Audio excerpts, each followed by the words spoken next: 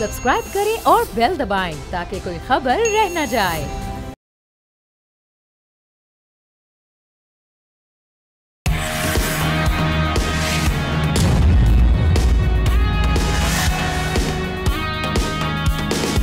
अस्सलामुअलैकुम, आप देख रहे हैं न्यूज़ पंच। मैं हूं आमना खटाना। नाजरीन, कराची में बारिशों और सैलाबी सूरत हाल पर वजीर आजम शहबाज शरीफ ने आज बिलावल भुट्टो, खालिद मकबूल सिद्दीकी और हाफिज नईमुर रहमान से रब्ता किया और सिंध हुकूमत को हर किस्म की मुआवनत की पेशकश की है। दूसरी जानिब बारिश के बाद कराची में बिजली का बहरान भी शिद्दत इख्तियार कर गया है और कई इलाके 2 दिन बाद भी बिजली से महरूम हैं। मानसून की बारिशों से हब्स में कमी आई है, मगर सियासी गर्मा गर्मी बढ़ गई है। कराची बारिश के बाद डूब गया तो MQM ने सिंध हुकूमत पर शदीद गुस्सा निकाला। डॉक्टर फारूक सत्तार ने मेयर कराची से मुस्ताफ़ी होने का मुतालबा कर डाला। उन्होंने कहा कि 17 साल की बदतरीन हुक्मरानी बारिश में सामने आ चुकी है। इस तनकीद पर मुर्तज़ा वहाब ने कहा कि स्टेक होल्डर्स तनकीद करने की बजाय हमारे साथ मिलकर इस चैलेंज का सामना करें। जबकि हम ये देख रहे हैं कि वफाकी वजीर मुसद्दिक मलिक ने खबरदार किया है कि मौजूदा बारिशों का सिलसिला 10 सितंबर तक जारी रहेगा और अगला मानसून पहले से ज़्यादा शदीद होगा। अब जो सारी सिचुएशन है उसमें इन खतरा से निपटा जाए और क्या हम सारा मलबा मौसमियाती तब्दीली पर डालकर अपनी जिम्मेदारियों से बरीज़िम्मा हो सकते हैं। इसी पर बात करने के लिए एहतशामुल हक साहब सीनियर तज्ज़ियाकार हमारे साथ मौजूद हैं। मजीद गेस्ट साथ साथ ज्वाइन करते रहेंगे। एहतशाम साहब का इस पर टेक लेते हैं। एहतशाम साहब, ये वफाक की जानिब से आज जो हम देख रहे हैं कि एक गुफ्तगू हुई है इन तमाम पार्टीज़ के साथ। प्राइम मिनिस्टर ने खुद इनको टेलीफोन किया है, तमाम किस्म का ताउन करने की यकीन दहानी भी करवाई है। इससे पहले मुर्तज़ा वहाब साहब, जब उनसे ये बात की जाती है वो हमेशा ये कहते हैं जी इनायत नहीं है वफाक की हम पर, उनका बिल्कुल यहाँ पर तवज्जो नहीं है, वो हमारे साथ कोऑपरेट नहीं करते, जिसकी वजह से हम यहाँ पर उस तरह से परफॉर्म नहीं कर पा रहे। साथ ही साथ ना सिर्फ ये दीगर स्टेक होल्डर्स का जिक्र भी किया जाता है और ये भी कहा जाता है कि भाई जमात इस्लामी और आपकी जो PTI है वो जहाँ जहाँ जिन रिस्पेक्टिव एरियाज़ में पहले वो अपनी परफॉर्मेंस पर तवज्जो दें, फिर हमारी जानिब आएँ। तो अब इसमें कितनी आप समझते हैं कि सच्चाई है कि वाकई स्टेक होल्डर्स हैं, इनके लिए भी बड़े मसाइल हैं, या आप समझते हैं कि ये फिर वही ब्लेम गेम वाला एक साइकिल चल पड़ा है? देखिए, हमने ध्यानदारी की बात तो यह है कि अनायत की बात की है मुर्तज़ा वहाब साहब ने, तो वो आप अगर इसको इस तरह देख लें कि 18वीं तरमीम के बाद तो सूबों के पास इतना पैसा आ गया है, इतने वसाइल आ गए हैं कि मरकज़ के पास कुछ भी नहीं रहा। बेनज़ीर इनकम सपोर्ट का कोई 700 अरब से ज़्यादा पैसा दिया जाता है। पीपल्स पार्टी उस पर जिसको कहते हैं बड़ी वो प्राइड लेती है, लेकिन पैसा मरकज़ से जाता है। तो बात यह है कि ये सारे के सारे वसाइल हुकूमत तो ले रही है। यही वजह है कि आप देख लें 27वीं तरमीम की बात हो रही है, जिसमें कहा जा रहा है कि 18वीं तरमीम में कुछ तब्दीलियाँ की जाएंगी। तो बुनियादी तौर पर यही कहा जा रहा है कि ये सूबों ने सारे के सारे फंक्शन तो ले लिए, लेकिन कारकर्दगी उनकी सिफर है। इसी हवाले से आप देख लें, अर्बन फ्लडिंग को आप देख लें, कराची का जो हाल है, मैं देख रहा था, पढ़ भी रहा था हम ना, जिस तरीके से हलाकतें लोग शहीद हुए, मैं तो कहूँगा बिजली के करंट लगने से और अदरवाइज़ भी। कराची शहर बार बार आता है। 72-73 में पहली मरतबा गया था, आप यकीन करें मुझे लगता था मैं किसी दूसरे मुल्क में आ गया हूँ। बिल्कुल लगता ही नहीं था कि ये पाकिस्तान का हिस्सा है, और अब आप जाएँ तो लगता है कि शायद दुनिया का सबसे वीरान शहर यही बना दिया गया है। देखिए, हम ना बार बार दुनिया इनको वार्न कर रही है, बार बार इनको दुनिया बता रही है, अपने लोग बातें। जी हाँ, असल बात यह है कि जो आज जिसका आप जिक्र कर रही हैं, अपना जिसको कहना चाहिए फ़र्ज़ पूरा करने के लिए कोई सियासी जमात, कोई सियासी हुकूमत वो तैयार नहीं है, कोलिशन पार्टनर तैयार नहीं है, ब्लेम गेम है। हर वक्त ये हुकूमत पैसा नहीं दे रही, फ़लाने नहीं किया, फ़लाने नहीं किया।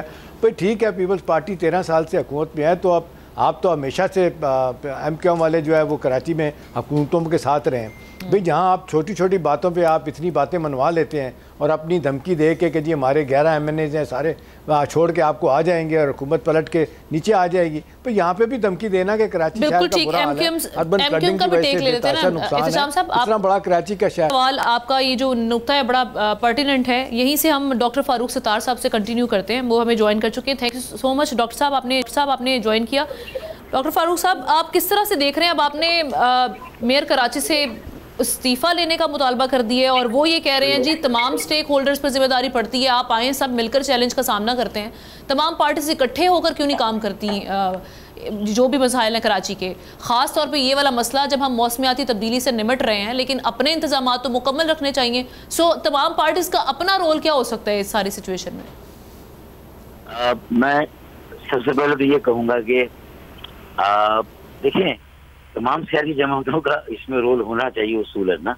बशर्ते कि जो बरसरे इख्तदार जमात है और उसके नुमाइंदे वो बाकी जमातों को उनके वजूद को तो तस्लीम करें और उनको इंगेज करें, उनके साथ बैठ के बाकायदा एक सलाह मशवरे का अमल करें और कुछ पॉलिसियों कुछ इक़दाम में जहाँ स्ट्रेटेजिक यानी एक बुनियादी आपको अपने कराची के लिए आगे एक सिम्त डायरेक्शन अगर तय करनी है तो फबीहा उसमें कौन काफिर है जो इनकार करेगा उनकी तो ये पेशकश आपको संजीदा नहीं लग रही? फिर पेशकश को आज तक पूछा उन्होंने, आज तक कहा उन्होंने।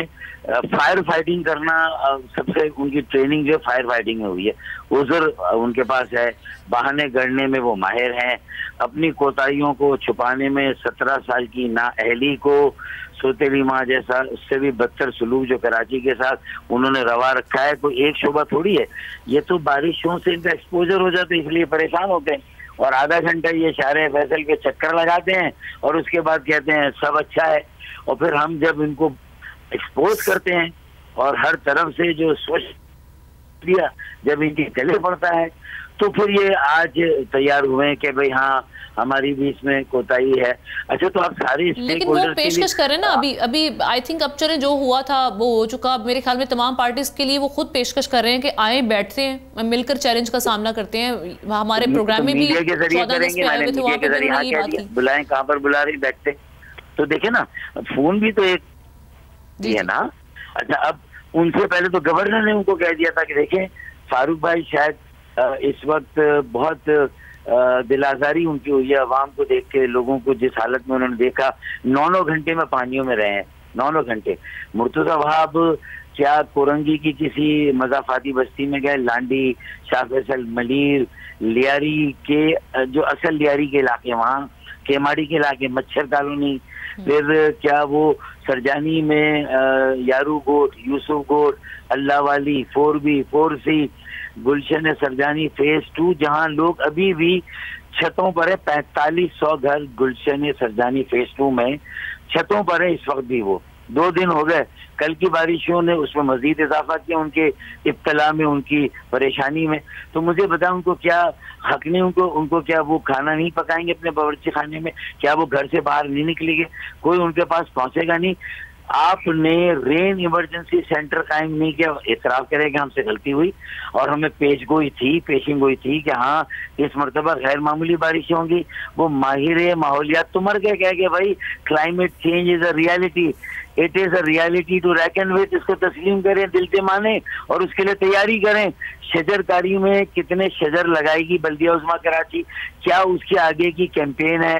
जो दरख्त कट रहे हैं उनको नहीं कटने देगी, साहिलों के साथ मैंग्रोव्स लगाएगी और जो भी आलूदगी है उसको कम करने में बल्दिया उज़्मा कराची क्या करेगी? प्राइम मिनिस्टर ने आज कॉल की है, आप लोगों के साथ भी राब्ता हुआ है प्राइम मिनिस्टर का, क्या इसके बाद आप क्या डेवलपमेंट होते हुए देख रहे हैं? देखिए प्राइम मिनिस्टर साहब के राब्ते से कम मेयर कराची की तरफ से अगर गवर्नर सिंध ने ऑफर किया कि मुझे बताएं क्या करना है, तो वो ब्रिज बनेंगे ना। वफाक के नुमाइंदे वो वफाक और आपके दरमियान बनेंगे। ये नहीं हो सकता आप कहें कि मुझे 100 अरब रुपए दिला दें, वो क्या अच्छा भाई शहबाज शरीफ अपनी जेब में हाथ डालें और कहें कि कामरान टिसूरी ये 100 अरब लें और दे दें मेयर को, ऐसा भी नहीं होता ना। यूनाइटेड नेशन की एक रिपोर्ट लेटेस्ट बता रही है कि पाकिस्तान में ये जो मौसमियाती तब्दीलियाँ हैं, अर्बन फ्लडिंग है और जितनी तेज़ी के साथ माहौलियाती तब्दीलियाँ आ रही हैं, वो कहते हैं कि पाकिस्तान की GDP जो है ना वो 9% कम हो सकती है। यानी मुश्किल से $430 बिलियन पे हम पहुँचे हैं। 9% कम होने का तो मतलब है एकदम नीचे आएंगे। दूसरा, यूनाइटेड नेशन अपना इनकी ADB की रिपोर्ट कहती है कि यही मौसमियाती तब्दीलियों की वजह से पाकिस्तान में काश्त की जो फसल की जो हैं मुख्तलिफ़ फसलें, गंदम, गन्ना, चावल, मकई और कॉटन, इनकी काश्त कहते हैं बड़ी तेज़ी के साथ इनमें कमी आ रही है। तो आप नहीं देख रहे कि एक तरफ खाने पीने की चीज़ें वो उसमें कमी, दूसरा अर्बन फ्लडिंग, शहरों की तबाही। तो जिम्मेदारी तो कोई लेने के लिए तैयार नहीं। डॉक्टर साहब ब्लेम गेम है एक सब तरफ। अच्छा देखें, मैं तो एक रिपोर्ट कार्ड दे रहा हूँ भाई, सीधी सी बात है, जायजा रिपोर्ट। आप मेरे हिस्से में हिस्सा बकदर जुस्सा जो आप इस ब्लेम गेम में, अगर मैं समझ रहे कि मैं सिर्फ रवायती ब्लेम गेम, मैं बहुत साइंटिफिकली बात कर रहा हूँ कि अगर रोजाना का कचरा उठ जाए ना तो ये 40 मिलीमीटर कैपेसिटी वाला नाला भी 400 मिलीमीटर की बारिश के 2-3 घंटे में लोगों को इससे जो है वो जो शहर डूबता है उससे शहर बच जाएगा, महफूज हो जाएगा। मेरी बात पर अमल करके देखें, हम सब प्रेशर डालें। अच्छा, उसमें सिर्फ मुर्तजा वहाब केएमसी या पीपल्स पार्टी का अकेले कसूर नहीं है, 9 टाउन जमात इस्लामी के पास है, 3 टाउन पीटीआई के पास है। तो मैं तो ये कह रहा हूँ कि भाई बुनियादी चीज अगर कचरा उठ जाए कराची से रोजाना 12,000 टन या 15,000 टन, और उसमें जो कमी बेची है गवर्नर को बताएं, वजीर आजम को बताएं, हम सब मिलके रेफ्यूज वेन्स कितनी चाहिए, डंपिंग स्टेशन एक है, डंपिंग स्टेशन जब तक ज्यादा नहीं बनेंगे। मैं तो मुर्तजा वहाब का मेयर कराची का मुकदमा लड़ रहा हूँ। मैं नाइंसाफी नहीं कर रहा कि सारा मलबा मुर्तजा वहाब पे केएमसी पे डाल दूं। मैं तो कह रहा हूँ कि सब इसमें कहीं ना कहीं जिम्मेदार हैं।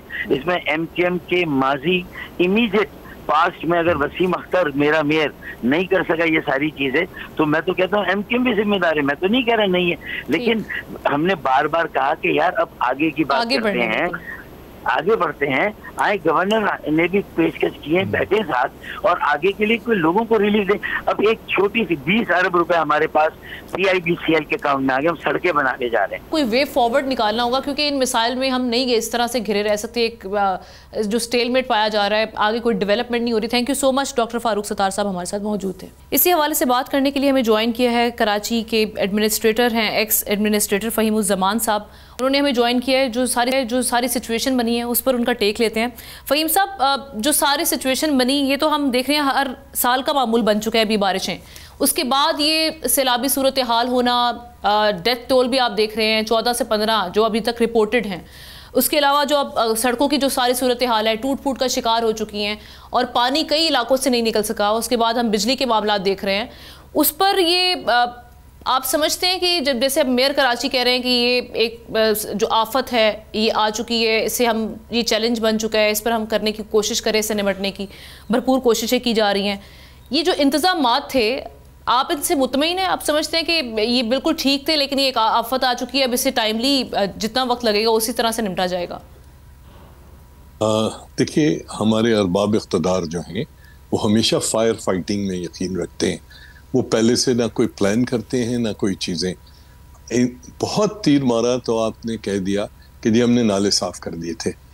कराची 700, 750, 800 स्क्वायर किलोमीटर का कंक्रीट का जंगल है। ये एक रेगिस्तानी शहर था जिसके अंदर पोर्ट की वजह से ये डेवलपमेंट हो गई, कैपिटल की वजह से वगैरह। अब जो एग्जिस्टिंग सूरत हाल है उसके लिए आपको स्टॉर्म वाटर ड्रेन्स क्रिएट करना पड़ेंगी। जैसे आपने बिल्डिंगें बनाई हैं उसी तरह से आपको स्टॉर्म वाटर ड्रेन्स बनानी पड़ेंगी। अगर वो आप ड्रेन्स नहीं बनाएंगी और आप यही कहते रहेंगे कि जी जो कुदरती नाले हैं वो इंक्रोच हो गए, जो बच गए उनको हमने अब साफ कर दिया था, ये कर दिया था, जो पानी निकलने में टाइम लगेगा, तो ये मतलब सफाइयाँ तो हो सकती हैं, आप MQM पे, पीपल्स पार्टी पे, जमात पे डाल सकते हैं, मगर इसका हल कोई नहीं है। इसका हल जो है वाहिद फॉरवर्ड प्लानिंग है कि अगर देखिए। अच्छा, मेयर साहब से जब भी बात होती है वो कहते हैं कराची में बहुत से स्टेक होल्डर्स हैं जिसकी वजह से काम वो खुलकर नहीं कर पा रहे। आप इससे मुत्तफिक हैं? देखिए, ये नो डाउट कि बहुत सारे स्टेक होल्डर्स हैं, मगर शहर कराची तो एक ही है ना। 1995 में बेनज़ीर साहिबा प्राइम मिनिस्टर थी, उन्होंने कराची में Karachi public services coordination board बनवाया था प्राइम मिनिस्टर के डायरेक्टिव के तहत। वो बोर्ड टेक्निकली आज भी जिंदा है। वो बोर्ड चेयर करता है चीफ सेक्रेटरी और बाकी तमाम land agencies including mayor Karachi उसका हिस्सा है।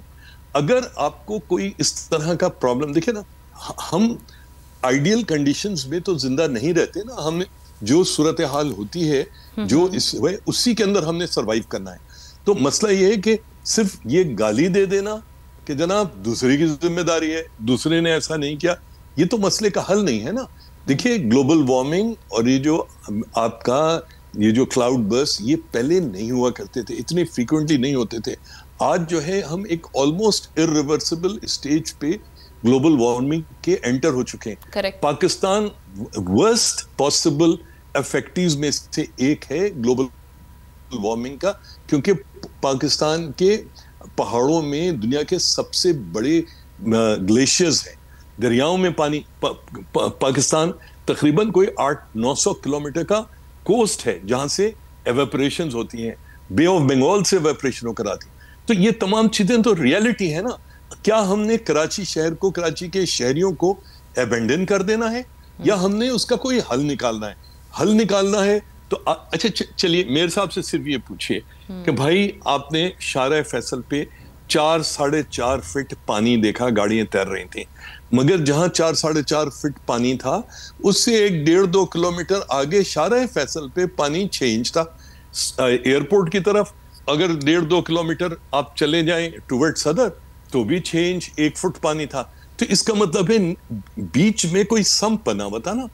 इस चीज को अगर आप रेक्टिफाई नहीं करोगे, हजारों गाड़ियों को बर्बाद कर दोगे, तो नुकसान तो कराची के शहरियों का है ना। एक तो आपने कचरे के नालों के हवाले से बात की सर, चूंकि आप भी एक्स एडमिनिस्ट्रेटर कराची आप रहे हुए हैं, तो आपको अंदाजा है कि इस शहर की क्या मामलात है और उनको किस तरह से इंतजामात करके हम कर सकते हैं। आप ये बताइएगा कि मुझे कि ये जो तमाम पार्टीज़ बातें कर रही हैं, सब ये शो करवा रहे हैं कि कराची के लिए इनको बड़ा दिल है, दर्द है इनको कराची के लिए, क्या होना चाहिए था इंतजामात एक्चुअली कि हम अपने तौर पर हम ये कह सकते हैं कि चलें सैलाबी सूरत हाल तो पैदा हो गई, हम इसे फौरी तौर पर निपटने के लिए किस तरह से हमें तैयारियां करनी चाहिए थी? देखिए, सबसे पहले 2 चीजें समझने की जरूरत है। कराची का जो सूवेज का सिस्टम है और कराची का जो बरसाती नदी नालों का जो सिस्टम है, ये दोनों अलग-अलग सिस्टम्स हैं। सूवेज सिस्टम का मेन होल का गटर का ढक्कन खोल के आप बारिश का पानी उसमें अलाउ नहीं कर सकते, क्योंकि आप करेंगे तो सारे शहर की प्लास्टिक की थैलियां, डेब्रीज, लकड़ियां, जूते सब उसमें जाके आपके सूवेज सिस्टम को चोक कर देगा, कोलैप्स कर देगा। स्टॉर्म वाटर ड्रेन सिस्टम या बरसाती नालों का सिस्टम पूरी दुनिया में, सिर्फ कराची में नहीं, अलग होता है। सड़क बनती है, उसके साथ नाली खोदी जाती है ताकि बरसात का पानी उसमें जा सके। अगर आप ये नहीं करोगे, देखिए शारा फैसल के दोनों तरफ आपके सर्विस रोड्स हैं। आप इस सर्विस रोड के किसी भी सर्विस रोड पे आप एक बड़ा स्टॉर्म वाटर ड्रेन बना सकते हैं। कराची केडीए की पाइप फैक्ट्री एग्जिस्ट करती है, बेहतरीन फैसिलिटी है। आप ये जो पूरी की पूरी प्रीफैब बना, मैं नहीं कहता कि कल कर दो, लोगों को बताओ कि हम क्या करने जा रहे हैं, लोगों को बताओ कि इसको 5 साल लगेंगे। मैं ये भी नहीं कहता वर्ल्ड बैंक और एशियन डेवलपमेंट बैंक के आगे कशको लेके खड़े हो जाए। आप कराची का जवाब, ठीक है, इत्तेशाम साहब कुछ सवाल आप ऐड करना चाह रहे हैं, उनका सवाल ले लीजिए। अच्छा जी जरूर कीजिए। जी फहीम साहब, अब मैं एक चीज़ पूछना चाह रहा था कि कराची और हिंदुस्तान का बड़ा शहर बम्बई की बहुत सी सिमिलैरिटीज़ हैं। उसमें कहा जाता है कि जी औसतन कराची में जो बारिश है 167 जो है ना मिलीमीटर बारिश होती है सालाना। यहाँ पे हिंदुस्तान में कहा जाता है बम्बई में 2223 मिलीमीटर बारिश होती है, लेकिन वहाँ पे सूरत हाल इतनी ख़राब नहीं होती, इसलिए कि वहाँ पे उन्होंने इंफ्रास्ट्रक्चर बड़े अरसे के बाद बना लिया है। आप नहीं समझते कि वो जो बुनियादी इंफ्रास्ट्रक्चर बनाने की ज़रूरत है, जिस पे अब लोग सारे जो है ना वो सियासत भी करते हैं, ब्लेम भी करते हैं, तो ये अगर ये इस तरह 167 जिसको कहना चाहिए मिलीमीटर बारिश इतनी ज़्यादा नहीं है, 2200 प्लस मिलीमीटर बारिश जो मुंबई में होती है, उन्होंने इंफ्रास्ट्रक्चर बना लिया, हम नहीं बना पा रहे। आपके ख्याल में इसकी बुनियादी वजह इंतज़ामी तौर पर नाअहली है, या आप समझते हैं कि इसमें सियासत भी इन्वॉल्व है? इत्तेशाम साहब, सबसे पहले आपसे इंतहाई मुआज़रत के साथ, कराची शहर और मुंबई के अंदर बहुत ही मतलब लैटिट्यूड का तो है, मॉनसून का हिट करने का तो ज़रूर सिमिलैरिटी है, दोनों कोस्टल शहर हैं, ये भी सिमिलैरिटी है, मगर मुंबई शहर 55 आइलैंड्स मिलकर बनता है। मुंबई शहर कराची की तरह एक लैंड मास नहीं है, नंबर 1। नंबर 2, अगर इस वक्त आप इंडिया का कोई भी चैनल उठा के देखें तो आपको मुंबई में की जो सूरत हाल है वो कराची से ज्यादा बुरी नजर आएगी, मगर वहां पर यह बात नहीं हो रही कि इसका जिम्मेदार केएमसी है, गवर्नमेंट ऑफ सिंध है, फेडरल गवर्नमेंट है। उनके यहाँ जो गुफ्तगू इस वक्त हो रही है वो ये हो रही है कि ये जो ग्लोबल वार्मिंग और ये जो ये सारा सिलसिला है, इसको के इफेक्ट्स को हम मिटिगेट कैसे करें, वो उनकी सियासी और समाजी बलूगत की निशानदेही करता है। हमारे यहाँ इस चीज़ों का मसला ही नहीं है। आप जो बात कर रहे हैं ना, एक जमाने में कराची में ज्यादा से ज्यादा 4 इंच बारिश होती थी। 4 इंच का मतलब है 100 मिलीमीटर, वो फिर 166। आज जो है तकरीबन 200 mm साल की बारिश होती है, यानी 8 इंच बारिश। देखिए, ये जो बारिश है ये स्प्रेड आउट होती है, ये एक दिन में नहीं होती।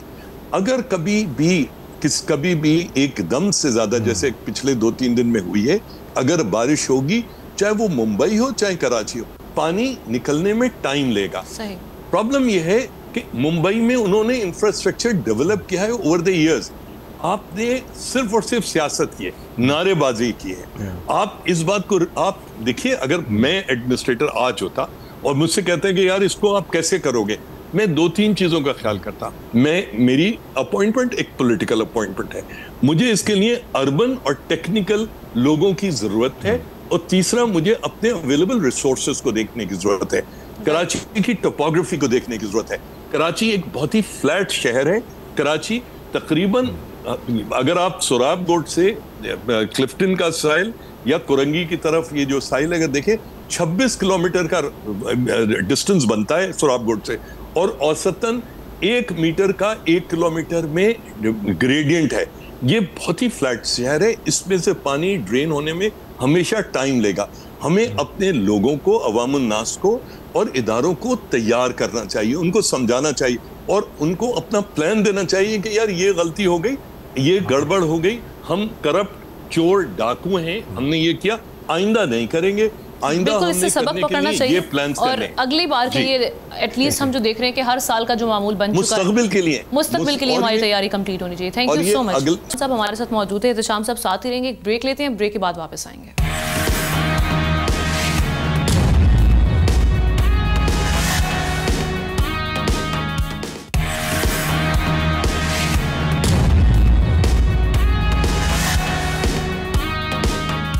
अगली स्टोरी की जाने बढ़ते हैं नाजरीन। हम बात कर रहे थे बारिश के बाद कराची की मुश्किलात की, जहां 2 दिन बाद भी बिजली का बहरान जारी है, जिसका जिम्मेदार कोई और नहीं बल्कि के इलेक्ट्रिक है, जिसके 98 फीडर्स अब भी बंद हैं। वैसे के इलेक्ट्रिक शहरियों से बिल वसूल करने में सबसे आगे है, लेकिन खवातीन मुलाजमीन को हरासगी से बचाने में सबसे पीछे। बल्कि यूँ कहा जाए कि हरासा करने वालों के साथ खड़ा है के इलेक्ट्रिक, तो ये गलत नहीं होगा। ये किस तरह खातून मुलाजिम को हरासा करने वालों को बचा रहा है, इस पर पहले ये रिपोर्ट देखिए। जिससे पार्लियामेंट के अरकान हैं तंग, कानूनदान हैं तंग, और सबसे बढ़कर कराची के अवाम है तंग, लेकिन फिर भी जारी है उसकी लूट मार, धौंस धमकी और लाकानूनियत की जंग। ये जिक्र है कराची पर अजाब की तरह मुसल्लत के इलेक्ट्रिक का, जिसकी वजह से एक हव्वा की बेटी इंसाफ के लिए दर बदर की ठोकरें खाने पर मजबूर है। के इलेक्ट्रिक कराची वालों की बिजली पूरी करता है, न दफ्तर में मौजूद खवातीन को तहफ़्फ़ुज़ की जिम्मेदारी। यहाँ ऊंचे ओहदों पर जिनसी दरिंदे बैठे हैं। ऐसी ही एक दरिंदगी का मुकदमा सूबाई मोतसिब में चला और के इलेक्ट्रिक CEO मुनिस अलवी सबूतों के साथ हिरासानी का कसूरवार पाया गया। सिंध मोतसिब ने ओहदे से हटाने का हुक्म दिया तो के इलेक्ट्रिक इंतजामिया मुतासरा खातून के बजाय मुनिस अलवी के साथ खड़ी हो गई। कानूनी पेशीदगियों का सहारा लेकर मोतसिब के फैसले के खिलाफ स्टे ऑर्डर हासिल कर लिया। अब ये मुकदमा सिर्फ कानूनी मामला नहीं बल्कि ताकतवरों के एहतसाब का टेस्ट केस है। एक तरफ हिरासानी के शिकार हव्वा की बेबस बेटी है, तो दूसरी तरफ उसका इस्तेहसाल करने वाला ताकतवर मर्द। सवाल सीधा है कि इंसाफ ताकत का गुलाम रहेगा या फिर सच का बोलबाला होगा, और के इलेक्ट्रिक के काले करतूतों पर कानून कब हरकत में आएगा, कब एक दरिंदे को काम करने वाली जगह से हटाया जाएगा। तो आपने देखा कि सूबाई मोहतसिब ने के इलेक्ट्रिक के CEO मोनिस अलवी को 2010 जो एक्ट है उसकी शिक के तहत सजा दी, 25 लाख जुर्माना आयद किया, उन्हें फौरी तौर पर सर्विस से बरतरफ करने का हुक्म भी जारी किया। हुक्म में कहा गया कि जुर्माने की अदम अदायगी पर मनकूला और गैर मनकूला जायदाद जब्त की जाए और इनका शनाख्ती कार्ड और पासपोर्ट भी ब्लॉक किया जाए। मगर के इलेक्ट्रिक ने सूबाई मोहतसिब की इस हुक्म पर बिल्कुल अमल नहीं किया और मोनिस अलवी अब भी अपने ओहदे पर मौजूद हैं। इसी हवाले से हम बात करने के लिए हमने आज इनवाइट किया है एहतशामुल हक साहब के साथ फरजाना बारी साहिबा, ह्यूमन राइट एक्टिविस्ट हैं। Thank you so much Farzana साहिबा। अब ये जो के इलेक्ट्रिक का रवैया हमारे सामने आया है, जिस तरह ये इस टाइप के लोगों को जो अकोमोडेट कर रहे हैं या उनके लिए कवर बन रहे हैं, ये क्या तासुर छोड़ता है, क्या पैगाम दे रहे हैं इस तरह के इदारे? बिल्कुल, मेरे ख्याल है ये तासुर नहीं बल्कि ये एक हकीकत है कि हम ये पैगाम दे रहे हैं पाकिस्तान की ख़वातीन को, पाकिस्तान की जो 12 करोड़ आवाम है, कि आपके साथ इस तरह की हरासगी होगी, आपके साथ ज़्यादतियाँ होंगी, ना तो इंस्टीट्यूशन आपके साथ खड़े होंगे, ना अदालतें आपके साथ हैं।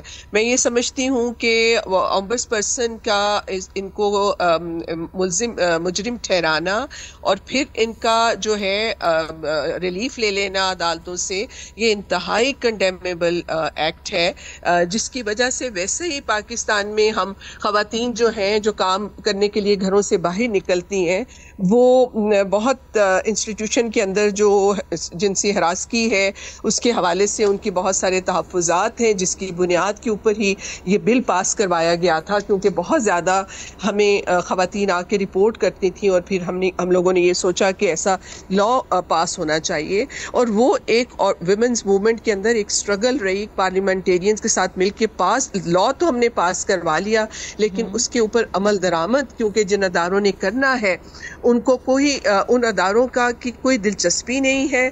और सबसे बड़ी बात है कि आप देखें इस लॉ की इम्प्लीमेंटेशन, जो कि हर अदारे में इस इंक्वायरी कमेटीज़ बननी चाहिए थी और सेक्सुअल हरासमेंट का कोड ऑफ कंडक्ट अडॉप्ट होना चाहिए था।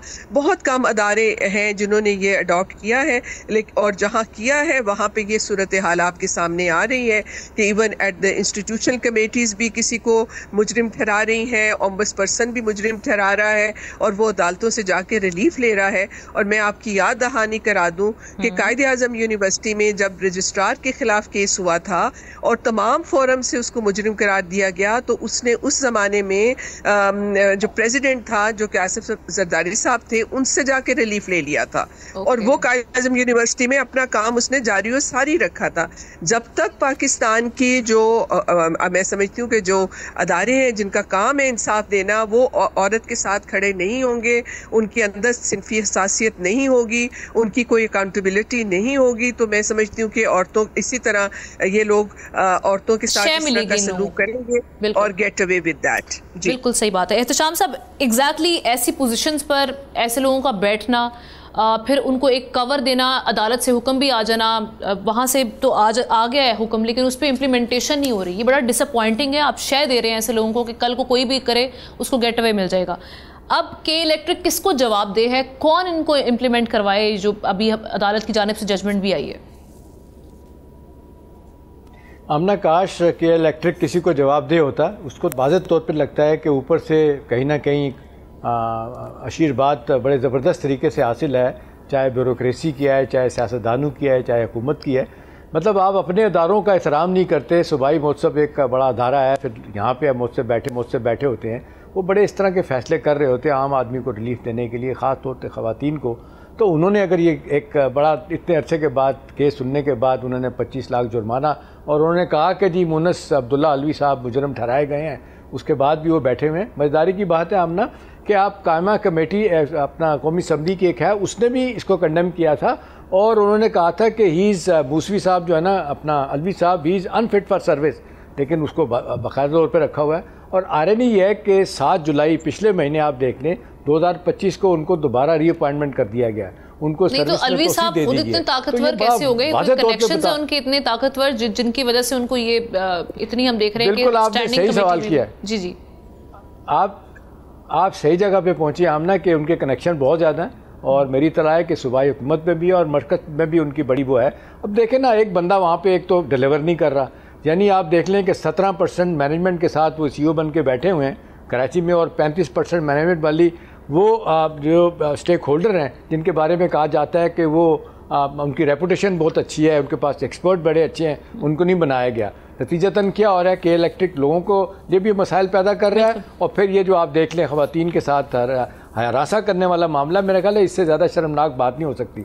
जो लोग प्रोटेक्ट कर रहे हैं उनको उसका नोटिस लेना चाहिए। और जिस तरह फरजाना बारी कह रही हैं, मेरा ख्याल है ये तो हमेशा आवाज़ उठाती हैं ख़वातीन के लिए। अब होना ये चाहिए कि इसका फौरी तौर पर नोटिस लिया जाए, लोगों को पता चले। लेकिन मसला तो यहाँ है कि ऊपर लेवल तक आप देख लें, जब बता रही हैं फरजाना बारी कि रजिस्ट्रार को निकाला गया वहाँ पर कायदा यूनिवर्सिटी के, और जाके जनाब जरदारी साहब ने उनको कहा कि नहीं बैठ रहे, तो मेरा ख्याल है ये अफसोसनाक बात है। इसी वजह से हम देखते हैं कि लोग लिबर्टी लेते हैं। तो मेरा ख्याल है वक्त आ गया कि जो शख्स डिलीवर नहीं कर रहा, जिसमें पब्लिक में हर जगह पे जिसके बारे में नेगेटिव ओपिनियन है, उसको वहाँ से हटना चाहिए। और फिर ये ख़वातीन के साथ हरादगी का मामला अगर इनको नहीं रोका जाता तो ये शय मिलेगी। हर दूसरा बंदा ये कहेगा कि देखें मोहतसब के फ़ैसले को उन्होंने उठा के फेंक दिया, कोई नोटिस नहीं किया। तो मेरा ख्याल है ये कोई अच्छा उमन नहीं है हमारे निज़ाम के लिए। Correct. Thank you so much Farzana बारी साहिबा, आपका शुक्रिया अदा करेंगे। इत्तेशाम साहब, आप हमारे ब्रेक लेते हैं, ब्रेक के बाद वापस आएंगे।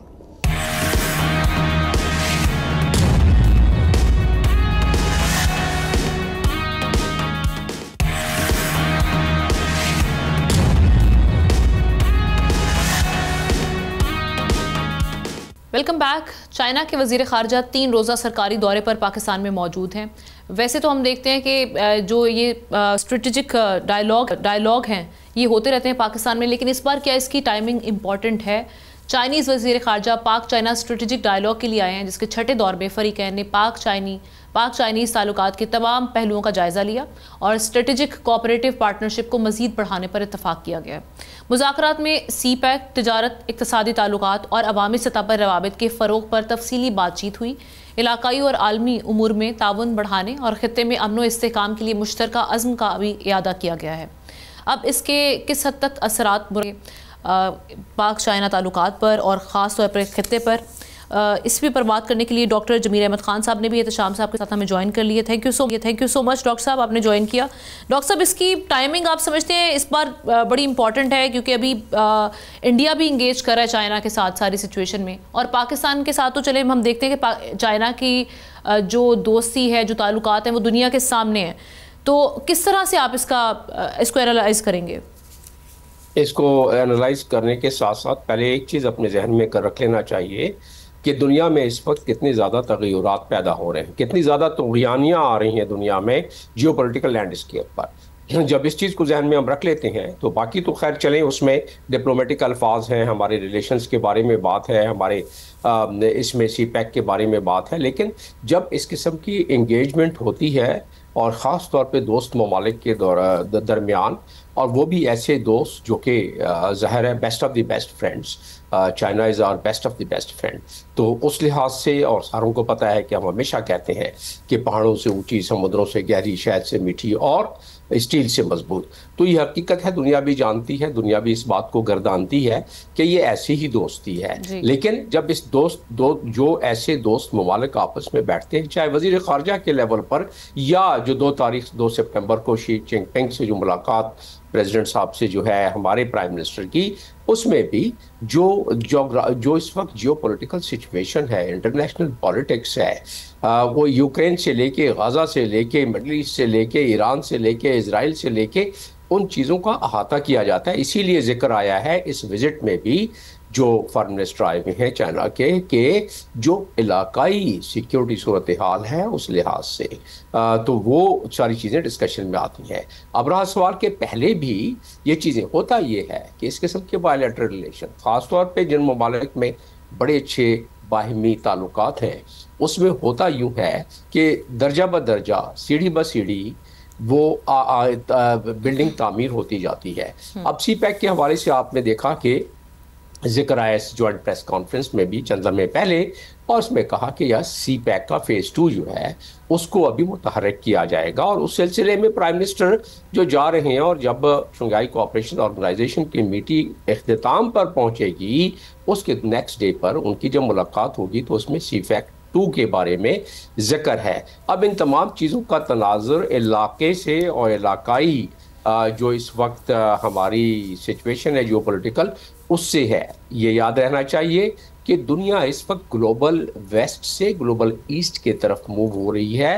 ग्लोबल ईस्ट में तकरीबन 4 न्यूक्लियर ममालिक हैं, दुनिया की 1/4 से ज़्यादा इधर आबादी है। यहाँ दुनिया की इकॉनमी एक बड़ी ही मुस्तहकम इकॉनमी बढ़ होती जा रही है, तो उस लिहाज से अट्रैक्शन इस तरफ हो रही है। और चाहे वो आप AI की बात करें, टेक्नोलॉजी की बात करें, चाइना, रशिया, ख़ासतौर पे चाइना वो सबकत लेता जा रहा है। चाहे आप स्पेस की डेवलपमेंट की या वेपनाइजेशन की बात करें, ट्रंप की अभी पॉलिसी, फॉरेन पॉलिसी में थोड़ी सी रिकैलिब्रेशन हो रही है। ट्रंप खुद भी चाहते हैं कि चाइना के साथ बजाय एक मुखासमत की पॉलिसी रखने के एक कोलाब्रेशन की पॉलिसी रखना शुरू कर दें ट्रेड के हवाले से।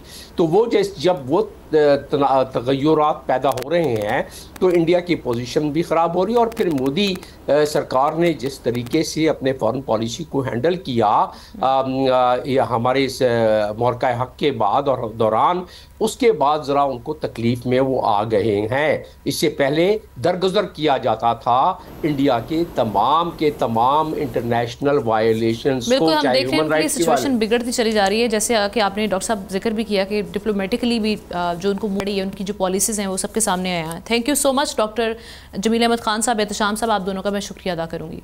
प्रोग्राम के आखिर में हम कुछ बात करेंगे, एक खबर आपके साथ शेयर करना चाह रही हूँ बड़े बोझल दिल के साथ, और वो खबर ये है कि दुनिया के सबसे अच्छे, सबसे बेहतरीन जज फ्रैंक कैप्रियो अब दुनिया में नहीं रहे। बुध की शब उनके सोशल मीडिया अकाउंट से जारी बयान में बताया गया कि पैंक्रियाज के कैंसर से तवील अरसे से ये फाइट कर रहे थे जज कैप्रियो, वो आज ज़िंदगी की बाजी हार गए। ये फ्रैंक कैप्रियो ही थे जिन्होंने बताया कि इंसाफ सिर्फ कानून की दिफात पर अमल का नाम नहीं होता, ये इंसानियत, हमदर्दी, मोहब्बत और एहसास का एक रोशन चिराग है जिससे दिलों को सुकून और राहत मिलती है। और दुनिया ने ये चिराग जज फ्रैंक कैप्रियो की सूरत में जलता हुआ देखा। नाज़रीन, वो ऐसे जज थे जिन्होंने जज्बात से आरी और सख्त तरीन समझी जाने वाली अदालत को इंसानियत और मुस्कुराहट की पनाह बना दिया। उनके फैसले सिर्फ कानून की रोशनी नहीं बल्कि हमदर्दी की खुशबू भी बिखेरते रहे। कभी किसी बेसहारा माँ का जुर्माना माफ़ करके उसे हिम्मत दी, कभी किसी तालिबे इल्म को अपनी फैमिली का हिस्सा बनाकर दुनिया को दिखाया कि इंसाफ सिर्फ सज़ा नहीं, एहसास और मोहब्बत का नाम भी है। लोग कहते हैं कि वो जज नहीं, एक शफीक बुजुर्ग थे जो अदालत की कुर्सी पर बैठकर इंसानियत का मुकदमा लड़ते रहे। पाकिस्तानी नजाद अफराद से उनकी मोहब्बत हो या आम शहरियों के साथ उनका रवैया, हर मिसाल इंसाफ के साथ साथ दिलों को छू लेने वाली इंसान दोस्ती की है। इस 14 अगस्त को उन्होंने पाकिस्तान के अवाम को आज़ादी की मुबारकबाद का पैगाम भी दिया, जो दरअसल उम्मीद, मोहब्बत और भाईचारे का वो तोहफ़ा है जो हमेशा उनकी याद दिलाता रहेगा। आज सब लोग दुनिया के सबसे अच्छे, जिसे वर्ल्ड नाइसेस्ट जज कहा जा रहा है, उनको खोकर आज हमें सोगवार न दिखाई दे रहे हैं।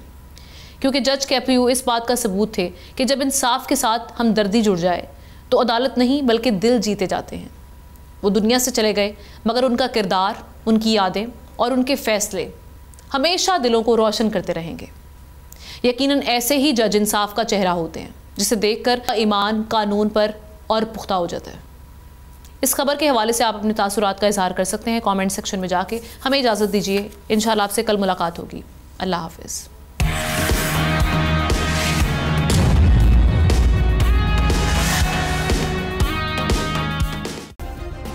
सब्सक्राइब करें और बेल दबाएं ताकि कोई खबर रह न जाए।